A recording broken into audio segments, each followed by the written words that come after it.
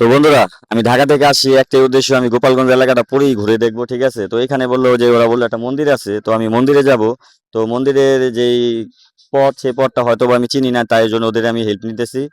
তোমরা কি মন্দির পথ চিনো? তোমরা মন্দির পথ চিনো? হ্যাঁ। তাহলে অবশ্যই আমি ওদের নিয়ে মন্দিরের পথে যাব। তো আপনারা যারা যারা আমার সাথে থাকবেন অবশ্যই ভিডিওটা সম্পূর্ণ দেখবেন। আসুন। তো বন্ধুরা, এই সেই মন্দিরের গেট, ঠিক আছে। আমরা এখান থেকে প্রবেশ করব। আপনারা কিন্তু ভিডিওটা সম্পূর্ণ দেখবেন, আমি সম্পূর্ণ মন্দির আপনাদের দেখাবো।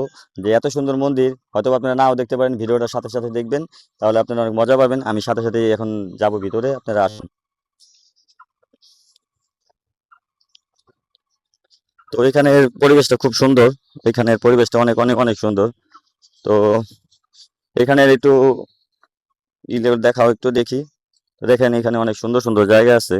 তো দেশগ্রামে এটা ভালো লাগে যে দেশগ্রামের প্রকৃতির সাথে সবসময় আপনারা যখন থাকবেন তখন প্রকৃতির সাথে মিলে গেলে অটোমেটিকই আপনার মন ভালো হয়ে যাবে। তো আমরা মন্দিরের ভিতরে যাইতেছি, আপনারা সাথে থাকবেন আমাদের বন্ধুরা। দেখুন, এত সুন্দর একটা লোকেশন এখানে আর কি, আসলে মনে এমনি জুড়িয়ে যায়। তো দেখেন কি সুন্দর জায়গা, মন্দিরের এই পাশে কি সুন্দর একটা ঘাট আছে। দেশগ্রামে এই ঘাটগুলা প্রায় দেশগ্রামে গেলে দেখা যায়। তো গোপালগঞ্জ এলাকাটা খুবই সুন্দর একটা এলাকা। আপনারা যারা যারা এখন আসেননি, তারা এসে অবশ্যই আপনার ট্যুর হিসাবে আপনারা গোপালগঞ্জ এলাকায় ঘুরতে পারেন। তো এখানে ঘোরার মতো খুবই সুন্দর সুন্দর জায়গা আছে। দেখেন কি সুন্দর ঘাটলা, এখানে এটা ঘাটলা বলা হয়, আমাদের দেশে পুকুর বলে, এই দেশে ঘাটলা বলে। তো সাথেই থাকুন, আরো সামনে কিছু দেখতে পারবেন, সাথেই থাকুন।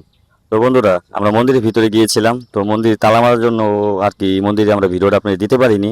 তো এই জন্য আমি দুঃখিত যে মন্দিরের ভিডিওটা আপনি দিতে পারিনি, কিন্তু মন্দিরটা খুব সুন্দর দেখা যাচ্ছে। এখানে দেখাও, ওই যে মন্দিরটা আমরা গিয়েছিলাম, যে তালা মারা যায় দেখি, তালা মারার জন্য আমি ভিতরে কিছু সিন আপনাদের দেখাতে পারিনি। তো আপনারা যারা যারা ভিডিওটা দেখছেন কিরকম লাগছে অবশ্যই একটু কমেন্ট করে জানাবেন। যদি কোনো সময় এখানে আসি অবশ্যই আপনি মন্দিরের ভিডিওটা আমি দেখাবো। সবাই ভালো থাকবেন, সাথেই থাকবেন।